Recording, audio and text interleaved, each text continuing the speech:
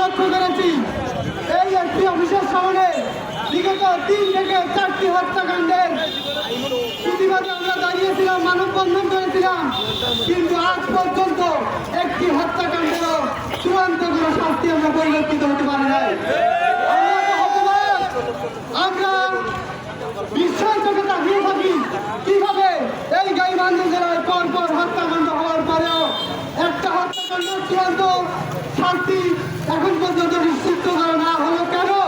এই প্রশ্নটি আজকে প্রশাসনের কাছে আমি রেখে যাই। দাবি একটাই, মানবতার বিচার চাই। এছাড়া পূর্বের বক্তারা বক্তব্য দিয়ে গেছে, সবার দাবি একটাই, মানবতার বিচার, যদি মানবতার বিচার না হয় এর থেকে আমরা